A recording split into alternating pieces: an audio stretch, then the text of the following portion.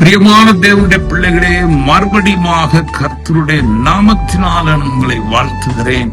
அவருடைய வசனத்துக்கு நான் உங்களை வரவேற்கிறேன். பாருங்க, எசேக்கியா ராஜாவுடைய வாழ்க்கையில நாம் பார்க்கும் பொழுது அவர் அழுது ஜெபிக்கிறதை, விண்ணப்பிக்கிறதை நாம் பார்க்கிறோம்.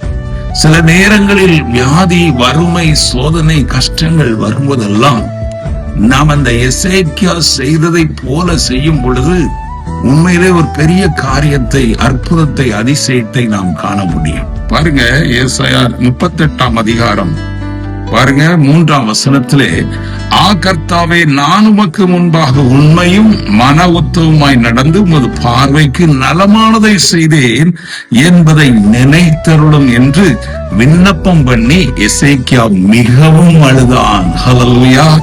ஆமா, நான் உமக்கு முன்பாக உண்மையும் மன உத்தவமாய், நீங்க உண்மையா மன உத்தவமா தேவனுக்கு முன்பாக வாழ்ந்து கொண்டிருந்தால் பயப்படாதீங்க. ஒரு விண்ணப்பம், ஒரு பெட்டிஷன் போடுங்க, உடனே தேவன் அதற்கு பதில் தருவார். பெரிய காரியங்களை நமக்கு செய்கிற தேவன் உண்மை என்பதை மறந்து போக வேண்டாம். ஹல்லேலூயா. ஆமென்.